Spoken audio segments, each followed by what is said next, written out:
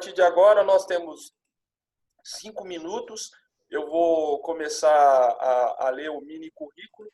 Antes, eu vou relembrar as regras gerais de participação no primeiro Congresso Brasileiro Online de Polícia Judiciária e Direito das Crianças e dos Adolescentes. As perguntas devem ser dirigidas ao moderador, que na parte da manhã serei eu, na parte da tarde será o Dr. Cleiton. Você também pode dirigir perguntas no chat que aparece aí na parte de baixo, diretamente ao palestrante, que pode ou não responder, não durante o evento, certamente, mas ele vai responder oportunamente ou em privado. A coordenação do evento, ela pode, desde que uma ou duas perguntas se assemelham, fazer um único texto de pergunta. Tá? Não haverá réplica nem tréplica, na verdade, é uma participação espontânea dentro do contexto do evento.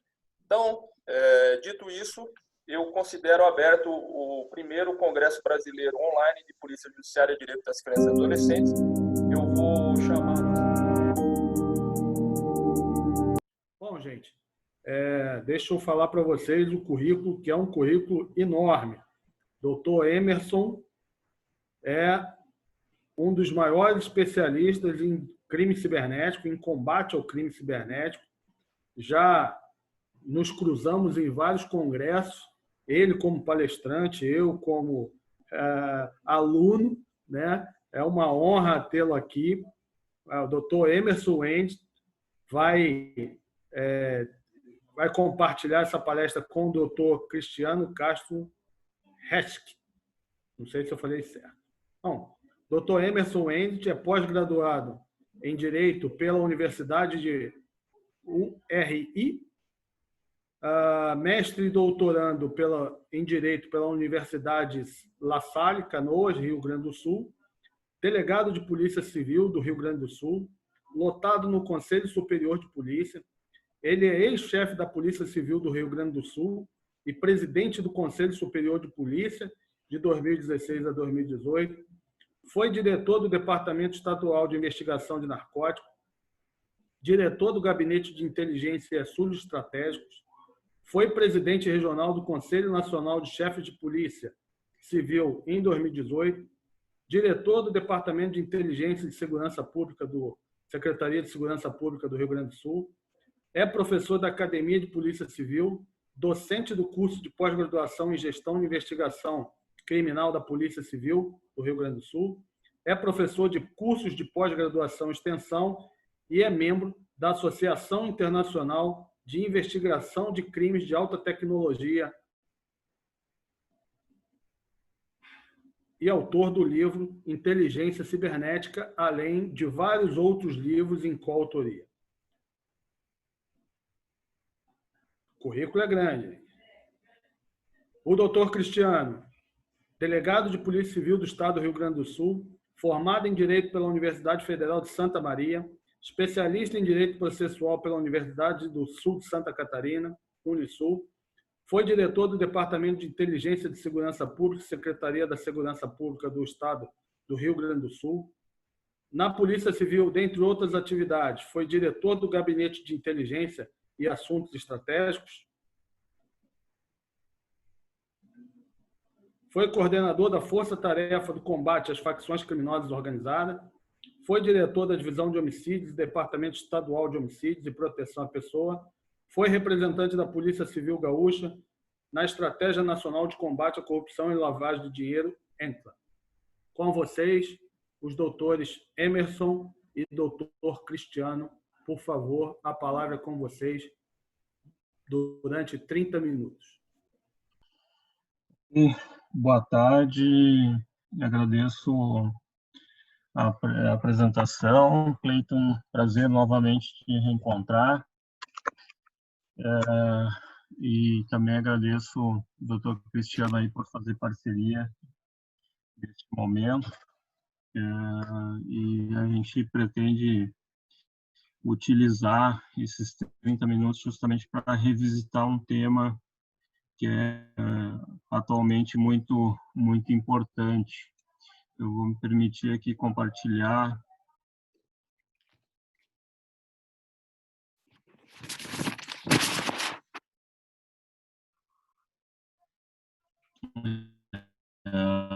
essa apresentação. Não sei se Cristian, acredito que todo mundo já esteja vendo a apresentação. Sim. Estamos sim, doutor.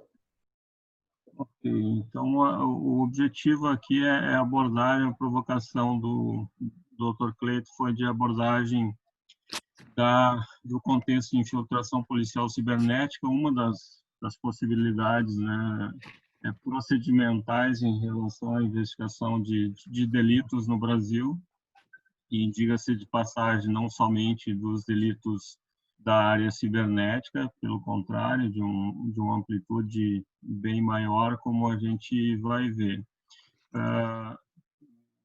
O objetivo, né, é justamente a gente interagir aqui, eu e o Dr. Cristiano, cada um com um período de tempo, abordando esse contexto não só da parte histórica, mas justamente dessa parte mais atual, advinda com a legislação da lei anticrime, ou seja, o que foi debatido ali no pacote anticrime.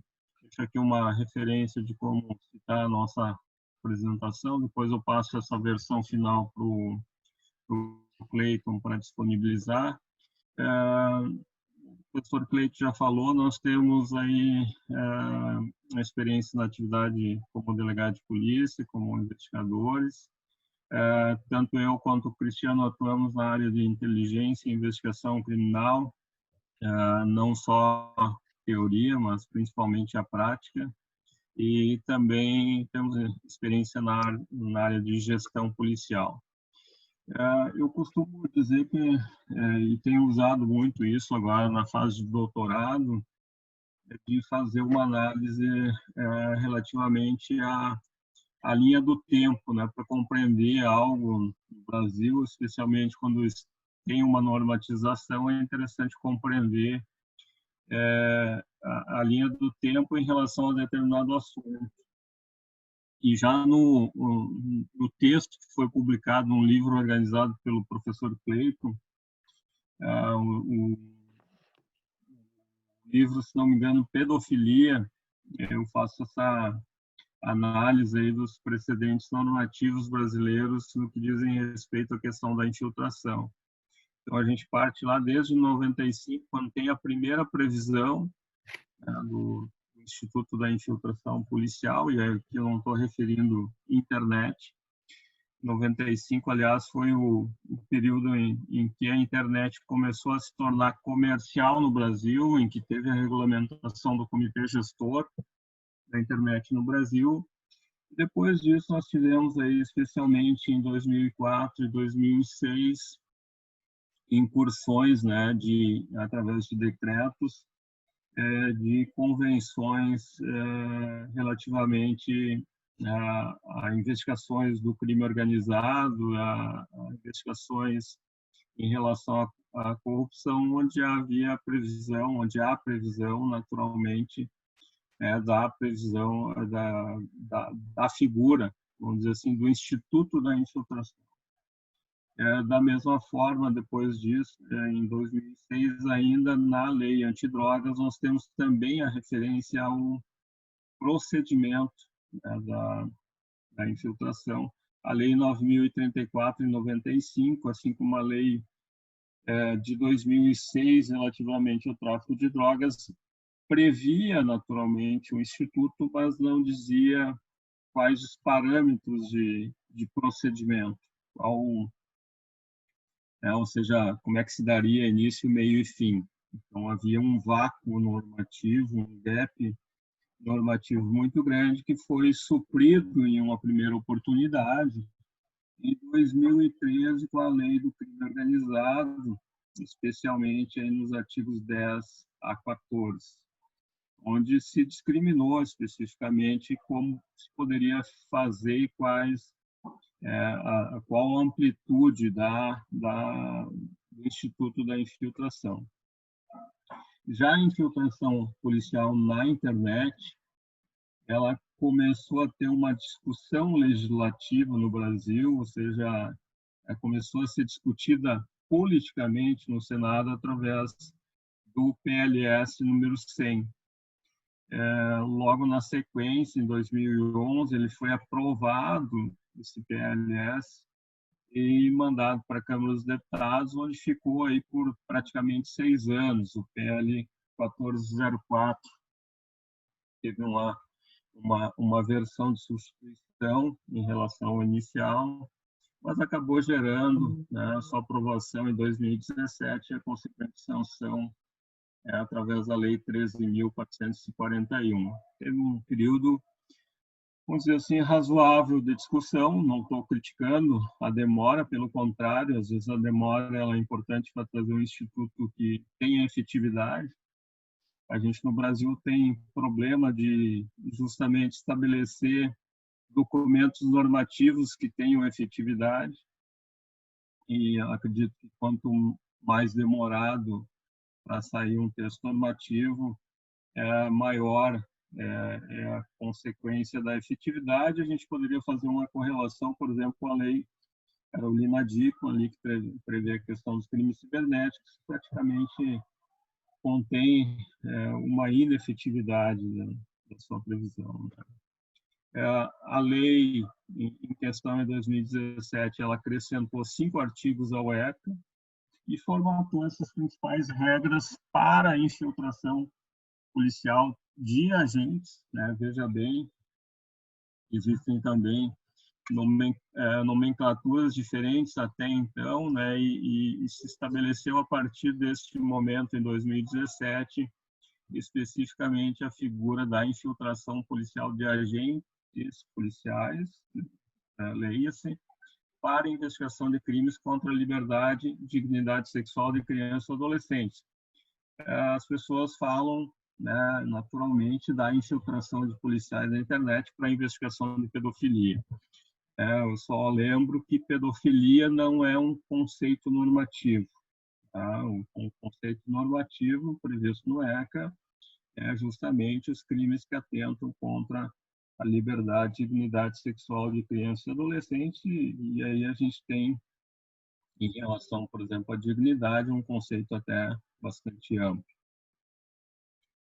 Nesse contexto, e o que é natural também, por ser uma medida procedimental, o legislador trouxe várias limitações à infiltração policial, né? Naturalmente condicionando essa infiltração policial a uma decisão ou autorização judicial, e, claro, naturalmente fundamentada e circunstanciada. A gente vai ver na sequência por que circunstanciada, porque ela tem de ter naturalmente as condições em que ela vai ser operacionalizada.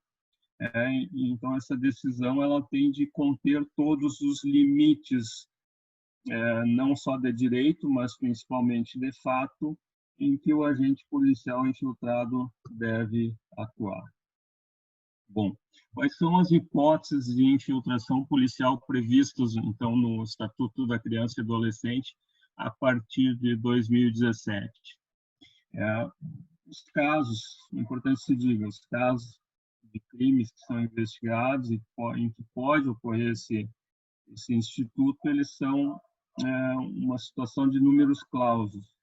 São 11 tipos penais, alguns previstos no ECA e outros previstos no Código Penal, especialmente, inclusive aquele que eu mencionei no Código Penal, da questão da invasão de dispositivo informático, do artigo 154A, e os outros delitos, né, que atentam contra a liberdade sexual, artigo 217 A e seguintes, especificados aí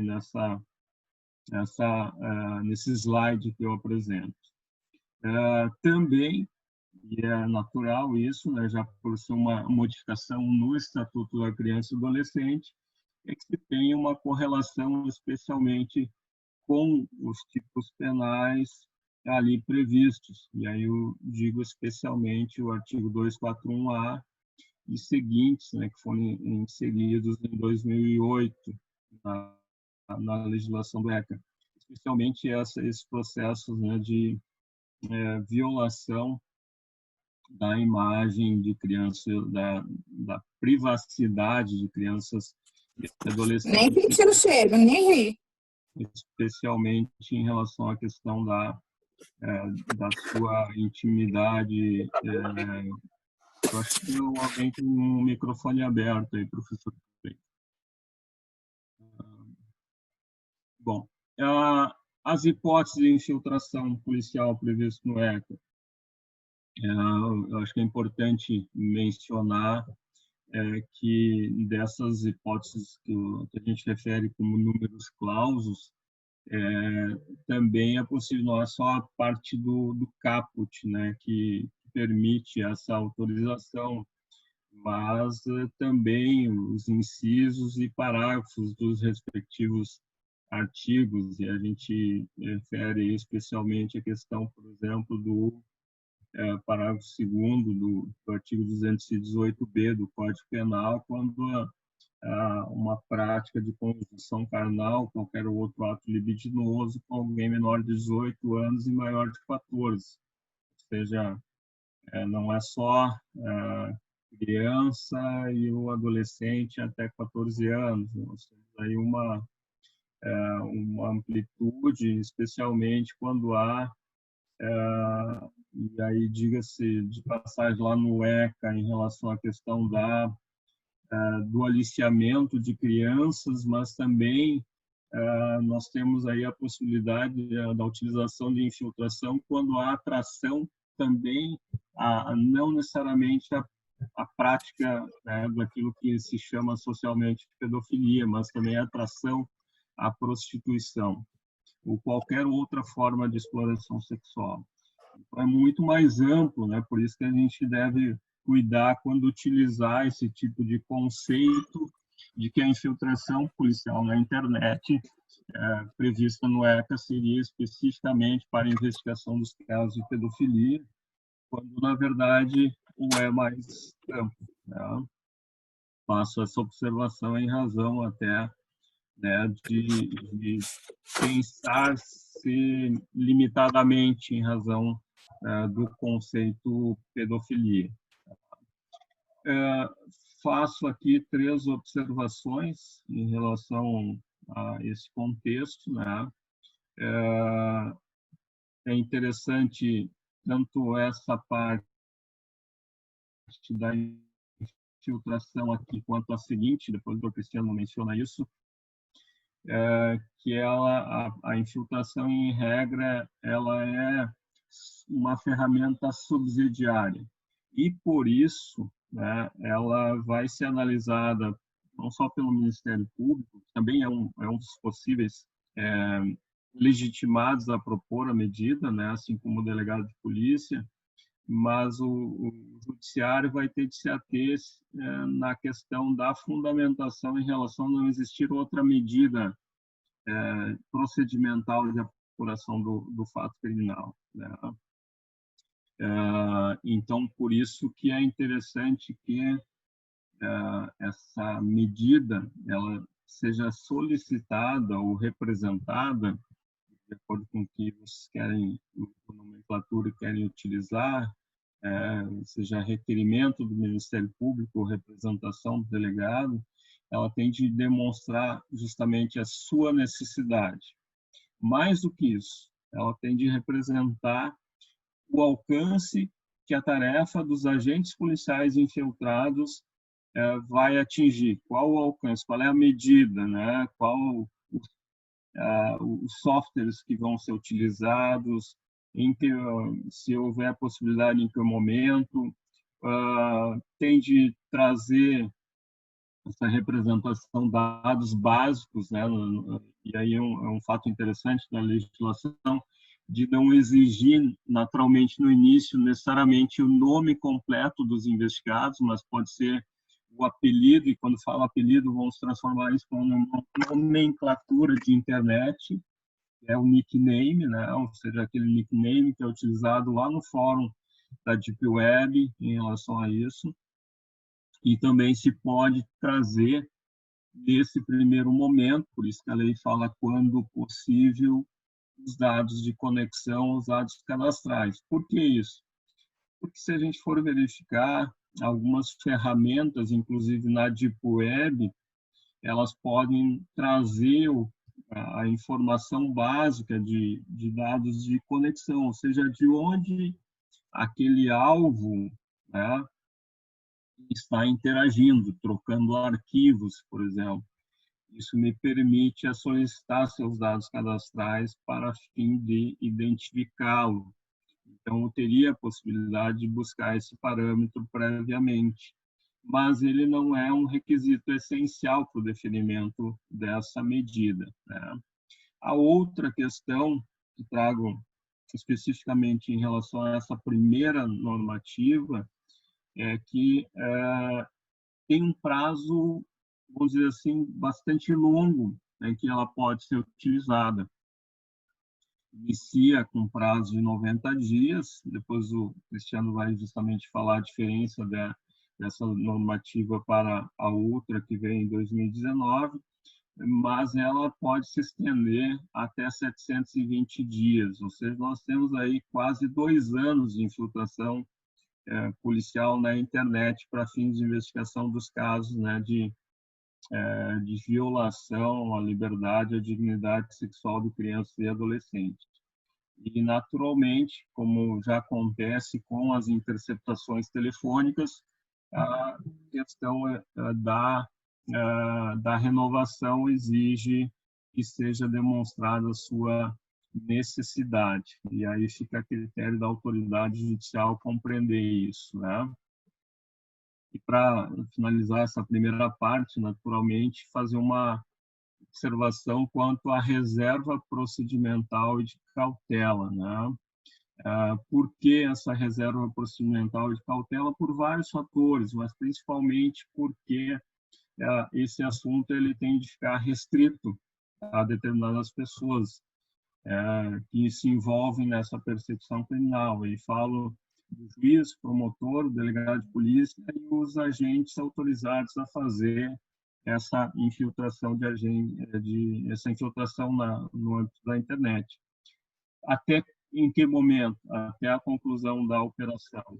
Isso tudo, né, vem em autos apartados. Então, seriam autos apartados de outros apartados também, um auto especificamente para essa medida. Um outro aspecto que é uma reserva também procedimental de cautela é a possibilidade, né, de entendimento, na verdade, firmada normativamente, de não prática de delito pelo policial que agir dentro dos limites. E, naturalmente, se ele agir fora dos limites, ele está incorrendo, né, em excesso de poder. Isso pode levá-lo não só a uma verificação do seu ato como um ato criminal e também na parte administrativa. Ou seja, o policial tem abarcado a sua autorização para fazer essa infiltração. Bom, essa primeira parte, doutor Cristiano, aí, rapidamente.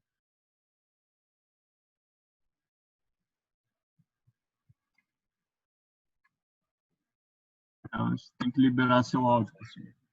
Estão me ouvindo agora? Então, boa tarde. Boa tarde a todos. É uma satisfação participar desse congresso. E é um assunto relevante aí que sempre nos chama a atenção. É um problema social que nos preocupa bastante e com certeza tem crescido cada vez mais. Bom, a parte aqui que me cabe é falar um pouco sobre a lei, pacote originado do pacote anticrime, né? A Lei 13.964/2019, que ampliou o leque de infiltração de agentes policiais na internet, possibilitando o uso também na Lei do Crime Organizado e na Lei de Lavagem de Dinheiro. Bom, mas o que isso vem a se familiarizar com o nosso tema aqui da proteção à criança e ao adolescente, né?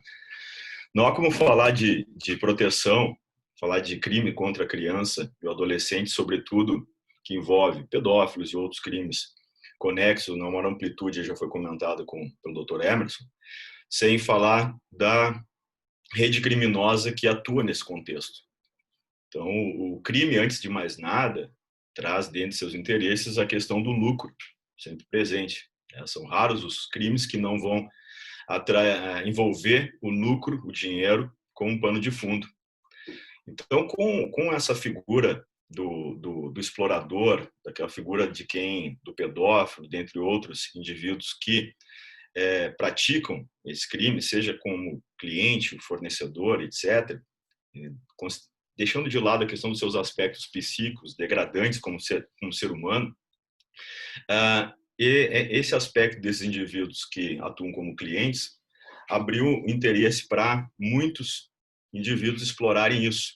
Então, havendo muitos clientes sedentos por um conteúdo sexual infanto-juvenil, abriu caminho para redes criminosas especializadas nesse comércio e fornecimento de conteúdo para a satisfação dessa clientela cada vez mais crescente. Um negócio altamente rentável. Isso a gente tem que ter essa consciência, e de difícil rastro. Usufruindo dessa facilidade, essa disseminação tecnológica que acabou com a distância, né? A fronteira aproximando os interessados, os demandantes, os fornecedores, que a distância que se tem hoje é de uma tela. Então, e altamente lucrativo porque o insumo desse tipo de crime, né, não é remunerado. É justamente a criança, o adolescente explorado, que tem ainda afetado toda a sua vida de forma drástica, com impacto até o final da sua vida. Então, só para ter uma dimensão desse cenário, de a gente entrar propriamente na questão das semelhanças, a gente vai lá para há 10 anos atrás, quando tem uma operação no Brasil em 2010, a Operação Tapete Persa da Polícia Federal, que prende uma rede de pedófilos no Brasil, em colaboração com a investigação da polícia alemã, e foram em torno de 20 e poucos indivíduos presos, e chamou bastante atenção na época para uma rede de pedofilia.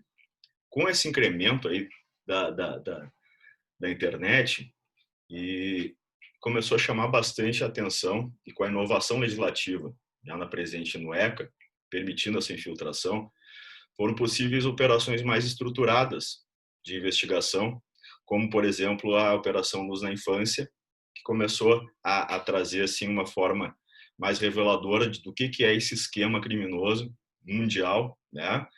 E feita pelo Ministério da Justiça e executada aí pelas polícias aí dos estados, polícias judiciárias. E a gente vê que em meia dúzia de operações, há cerca de 1 ano, 2 anos e meio atrás, quando estava lá pela 6ª fase, já tinham mais de 500 indivíduos presos por esses crimes no meio de internet. Então, uma rede que cresce na proporção dos seus lucros, né? Então, se estima que naquela década passada, lá a gente falava em milhões de dólares envolvidos, hoje já se fala mundialmente numa dezena, né? Perto de uma dezena de bilhões de dólares nesse submundo aí do comércio de pornografia, exploração da infância e juventude. Então, é bem-vinda, ainda que tardia, essa legislação, né? Assim como a do pacote anticrime, que é uma ferramenta que se soma na proteção, já que nós estamos falando de crime organizado, estamos falando do lucro. Não obstante essa desnaturação que ela sofreu, né? Desde a apresentação do projeto inicial pelo ministro Alexandre de Moraes e na sequência aí, apresentado pelo ministro Moro, a infiltração, ela ainda virtual, é bem-vinda da forma como ela foi construída. E a importância, né, então, porque ela reforça esse poder de investigação, porque o ECA ele traz aquele rol taxativo, e por vezes nós nos valendo de uma infiltração virtual, investigando crime organizado por outros crimes, como uma exploração da prostituição de adultos ou tráfico de pessoas, a gente vai achar conexamente redes de exploração infanto-juvenil. Então, o crime organizado ele está sempre procurando a maximização dos lucros e diversificando. Então, é uma legislação que vem a nos agregar bastante. E essa efetividade e eficácia que a gente espera do combate, tá, depende muito de como nós vamos utilizar esses institutos. E com a infiltração na lei de lavagem também, a gente consegue, de alguma forma, também atacar esse outro aspecto da criminalidade que visa o lucro, que é justamente depois trazer uma aparência de ilicitude para esses recursos angariados com esses crimes, que muitos praticados pela internet, obviamente, e que também por ali estão utilizando para fazer a lavagem por meio de moedas virtuais, né, as criptomoedas e assim por diante. Então, partindo agora para a gente falar um pouquinho sobre quais são as semelhanças entre a legislação vinda do ECA e com a infiltração judicial que vem no pacote anticrime, na lei do crime organizado e na infiltração na lei de lavagem, a gente pode trazer a questão dessa técnica especial, né, que é subsidiária, como já foi colocado como o Dr. Emerson, e tem os pressupostos, como pressupostos os indícios da existência do delito. Então, a partir do inquérito policial instaurado para apurar uma prática criminal, e a demonstração dessa necessidade como sendo uma medida que é necessária porque não pode ser coletado por outra forma. E aí vai uma pequena crítica à ponderação, porque às vezes se coloca como sendo necessário esgotar todos os outros meios, né? Isso é relativo, porque às vezes o único meio viável de se produzir a prova é pela infiltração virtual. Tá? Mas pode fazer uma infiltração real, material. Bom, às vezes não é necessário expor a um risco, não é justo expor a um risco, então tem que analisar sempre a proporcionalidade na medida da necessidade e adequação. Aí, por vezes, mesmo não se esgotando outros meios, aquele meio mais adequado, então fazer a infiltração virtual. Assim segue como requisitos e semelhanças a manifestação técnica do delegado de polícia. E isso cabe quando, por exemplo, vem a representação pela medida a partir do Ministério Público, porque, obviamente, quando partir do delegado, ele já vai ter feito essa análise técnica antes. E por que essa manifestação técnica quando da apresentação, da representação? Porque antes tem que se verificar se há possibilidade de execução da medida. Não adianta nos valer de uma medida que está prevista na teoria e não saber se a gente tem a possibilidade técnica de executar essa medida. Policiais treinados, se tem as ferramentas, o software adequado, tá, para poder executar e não passar por uma frustração durante a execução depois do deferimento da medida. Segue um parecer ministerial, então, em todas elas, nessas 3 leis que nós estamos falando, e uma decisão judicial tem um prazo exíguo aí de 24 horas. Então, isso aí vem a bom grado aí em todas as legislações. A exigência, né, do pedido que seja indicado o alcance das tarefas, foi colocado aí previamente o Dr. Emerson, que se estipule, então, quais são as medidas que vão ser tomadas, aqueles nomes, apelidos investigados, então isso se repete nas três legislações, dados de conexão e dados cadastrais, se possível, tá? Por vezes não se consegue, mas que se esgote isso para que a medida fique mais robusta e que tenha uma lisura ainda maior. O sigilo, ele já é inerente a esse tipo de medida, né? Seja pela própria origem da infiltração, a sigilosidade ela acompanha do início e até o final. Então, a distribuição diretamente ao juiz, para não passar por uma distribuição, para não passar por estagiários, para não ter todo aquele trâmite interno que pode possibilitar o vazamento. Então, deixa de ser uma medida de contra-inteligência que se utiliza para que haja uma distribuição já interna, e o judiciário tem que estar atento a isso. Não é uma medida que pode ficar circulando no meio dos cartórios. Autos separados, específicos, e antes da conclusão da operação, o acesso é reservado a quem? Ao delegado, né? Ao delegado de polícia, ao juiz e ao promotor do caso, certo? Então, aqui dando sequência, vocês estão acompanhando pelo material aí, a gente vai para a questão do momento. Qual que é o momento? Durante a investigação criminal, obviamente, e em autos separados, porque ele é uma medida justamente essencial para comprovar a autoria e a materialidade desse crime, certo? Vamos avançar aqui. Quem Doutor, tem 5 minutos finais, tá bom? Ok. Quanto à legitimidade do pedido, delegado de polícia e o membro do Ministério Público. Delegado de execução das medidas por agentes da Polícia Federal e agentes da Polícia Civil. E isso traz fazer uma parte aqui rapidinho para mostrar uma preocupação que o gestor, né, delegado de polícia, tem que ter. A própria instituição tem que repensar para o futuro, porque cada vez mais essas medidas vão ser mais necessárias e vamos precisar de policiais especializados com conhecimento nessas áreas. Então, não só no processo de treinamento e capacitação, mas até pensar no futuro quanto ao processo seletivo de internalização de profissionais sendo contratados por concurso público, mas com vagas destinadas para quem tenha conhecimento dessas ferramentas, assim como exige em seleções aí de FBI e outras agências internacionais, para que tenham um ganho significativo no conhecimento da matéria. E cada vez os crimes estão sendo mais executados por esse modo.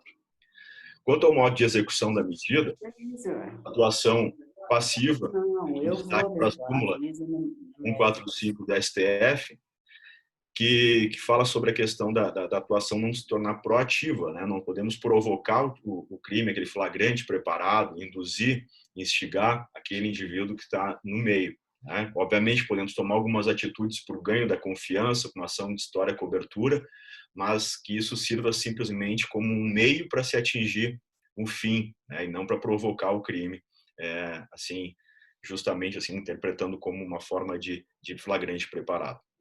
Então, a ideia é manter a lisura do processo. O controle da atuação vai pelo juiz, promotor, delegado, pode pedir relatórios parciais no transcorrer da investigação, tá? Tem uma reserva de atuação, a atuação do agente policial fica adstrita pela excludente de ilicitude do estrito cumprimento do dever legal, como já foi comentado, e que é o que tira a ilicitude da ação dele, que ele tem que praticar alguns atos ali dentro, mas dentro da temática que está envolvida, né? Senão ele vai responder penalmente, administrativamente, pelo excesso, né, na medida. O encerramento da operação vai vir acompanhado do quê? Do relatório circunstanciado, daí sim com todos o acúmulo daqueles parciais que são utilizados justamente para as renovações, e vai com os registros todos os atos eletrônicos encaminhados para o juiz com vista ao Ministério Público.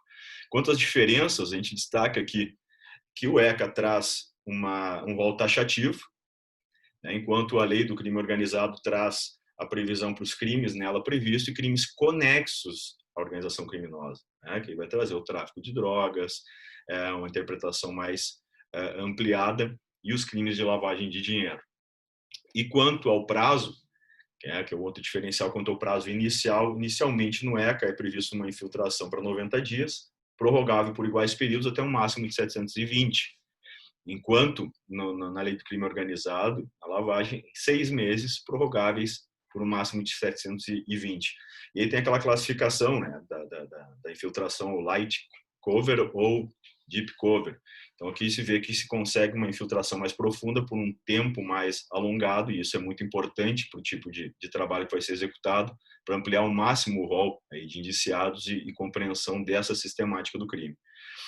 Era isso, gente. Assim, o tempo é exíguo para a gente falar de uma matéria importante, mas deu para a gente pensar sobre alguns aspectos importantes aí da legislação. Isso aí, corrobora as palavras do Dr. Cristiano. Aí. Obrigado aí pela possibilidade de conversar com vocês.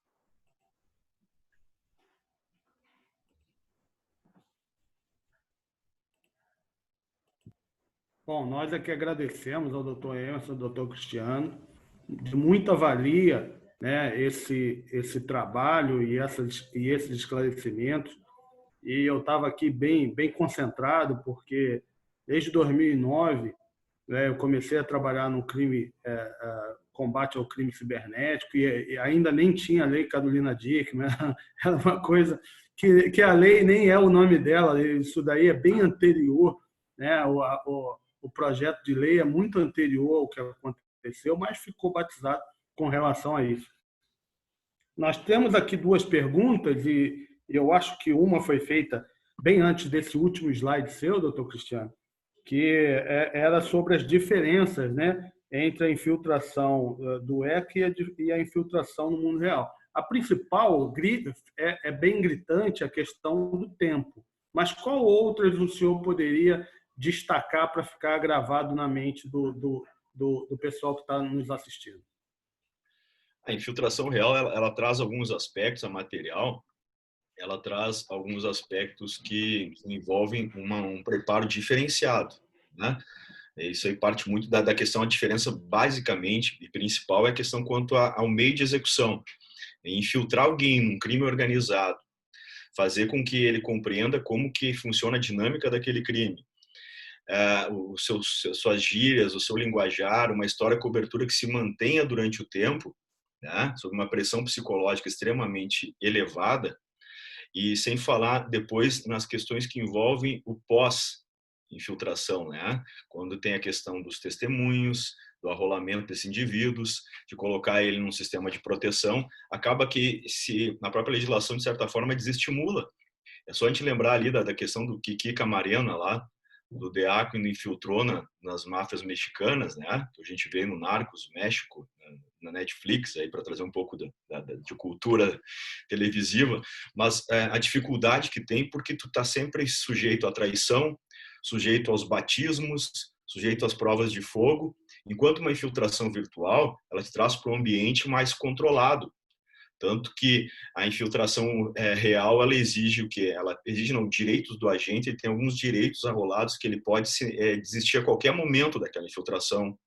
Ele pode, né, exigir uma série de condições que permitam, né, manter a integridade física dele. Quanto na infiltração virtual, não, há uma determinação que ele faça a infiltração. Claro que vai ter que se considerar os aspectos técnicos para fazer isso. Eu sempre aponto isso como as principais diferenças. E mesmo que, hein, Cristiano, e mesmo que eventualmente o agente por si só desista, um perfil fictício já foi criado e outro agente eventualmente pode assumir aquilo sem, ou seja, porque existe um perfil criado lá no ambiente cibernético em que está infiltrado e a máscara vai ser a mesma a ser utilizada, vai mudar por detrás do agente. Então, ela permite até uma rotatividade, né, de agentes trabalhando ali 24 horas, quando, na verdade, a infiltração real, você consegue infiltrar no máximo 1 ou 2 e é uma dificuldade, né, em termos de segurança muito maior na presencial, né? Exatamente, perfeito. Essa colocação, assim, quanto a rotatividade, porque o próprio depoimento depois não se impede que aquela pessoa vá lá depor, porque ele não tem o mesmo risco, não muito além do que já é inerente aos próprios agentes que estão investigando investigações normais. Já o infiltrado, ele traz uma carga que o indivíduo que foi o traído, né, do crime organizado, quando ele se deparar num tribunal, eles vão focar todos os esforços para a execução, porque ele é a prova cabal, né? Ele que traz todo o conhecimento do que aconteceu lá. Então, vai sofrer uma pressão, vai sofrer pressão em cima da família. Então, toda essa blindagem é um tipo de trabalho de campo e um trabalho na retaguarda diferente da instituição em relação ao indivíduo. Uma infiltração virtual que ele é mais um meio a partir daquele fake, a partir daquele indivíduo que foi construído. Na verdade, na infiltração virtual, a gente constrói um novo indivíduo, que ele é operado a partir de pessoas técnicas. Perfeito. Agora, essa pergunta eu acho que é muito boa para o doutor Emerson. O doutor Cristiano falou da possibilidade de, no futuro, as polícias, inclusive, fazerem concursos específicos, né? Não para o perito em informática, mas de agentes especializados que tenham já um conhecimento prévio em matéria de informática. E aí a pergunta que nos chegou é: o Brasil está avançando nas especializações de seus policiais para enfrentar o crime cibernético? E o senhor fez parte dos conselhos de chefe de polícia, né? O senhor pôde ter uma maior noção por esse Brasil todo. O Brasil tem avançado com relação a isso? Esse é um contexto que, inclusive, Cleiton, estou trabalhando meu doutorado, né? Justamente quais são esses desafios e quais são as realidades, né, em relação à questão da investigação criminal cibernética. Nós temos 27 polícias, né, com unidades estruturais diferenciadas e que, a partir aí do final de 2017, 2018, começaram um processo de identificação padronizada visual, né? Então, hoje você já consegue ver a polícia de São Paulo, a polícia do Espírito Santo, de Sergipe, de vários lugares, tendo a mesma. Até eu vi aqui o doutor Fernandes, se não me engano, o Marcondes, desculpa, estava com uma tela de fundo ali com a identidade visual. O Joaquim mesmo está com, o Joaquim Leitão, que está nos acompanhando, está com a identidade visual ali no fundo dessa padronização.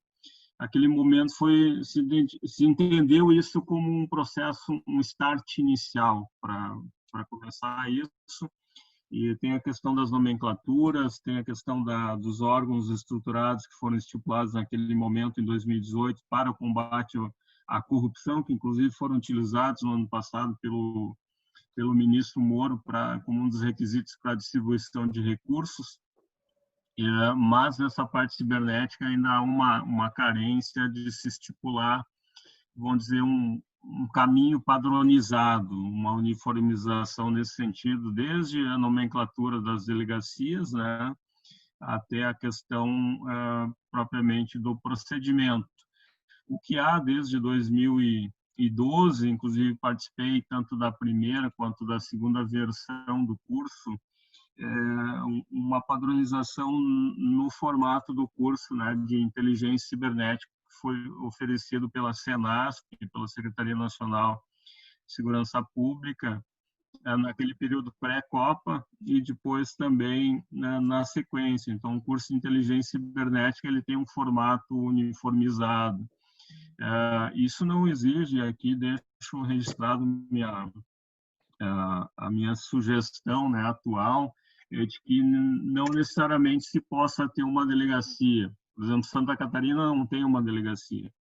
O ideal hoje é que se tenham laboratórios, né, de inteligência cibernética com um número pequeno de agentes, entre 5 e 10, mas que possam atender a todas as delegacias do Estado, no sentido de dar orientação de como investigar. E aí não só investigar a criminalidade cibernética, Cleiton, é investigar todo e qualquer delito que utilize o contexto cibernético para a prática. E hoje a gente tem desde homicídio, a questão dos crimes patrimoniais de extorsão, principalmente, sequestro, a questão propriamente da dignidade sexual de crianças, adolescentes, mulheres. Ou seja, hoje a maioria dos delitos, se a gente pegar desde o 121 ali do Código Penal e for adiante, pelo menos a parte de planejamento você pode pensar em todos eles. Então, tanto é que a gente não fala mais em investigação de crime cibernético, né? A gente fala em investigação criminal tecnológica, justamente por abarcar um contexto mais amplo, e a orientação que se dá, né, justamente é de poder aplicar essa mesma metodologia para todos os delitos, né? Para saber onde coletar, saber analisar uma cena de crime tecnológico, saber como funciona uma determinada aplicação. Então, por isso que a gente precisa de policiais que também saibam se proteger, né? Criar um perfil fictício. Eu não estou falando de perfil fake, veja bem, eu estou falando de perfil fictício, né? Que saiba se proteger na busca desses dados, né? E que saiba, inclusive, orientar outros policiais em como fazer esse acesso devido e legal, falando procedimentalmente e administrativamente, ou seja, para o seu próprio resguardo e também para o resguardo da instituição. Mas tem muito a evoluir ainda, tem muito a evoluir. Bom, agradeço a oportunidade de estar aqui conversando com vocês, aprendendo com vocês. Tem algumas outras perguntas, mas a gente está sem tempo. Eu vou encaminhar por WhatsApp para os senhores. E aí, quando você retornar a resposta, eu encaminho para a pessoa que nos enviou. Mas gostaria de deixar o meu agradecimento. Muito obrigado, né, ao doutor Emerson, ao doutor Cristiano, por abrilhantar mais um pouco o nosso congresso. Muito obrigado, gente. Nós que agradecemos. Eu que agradeço.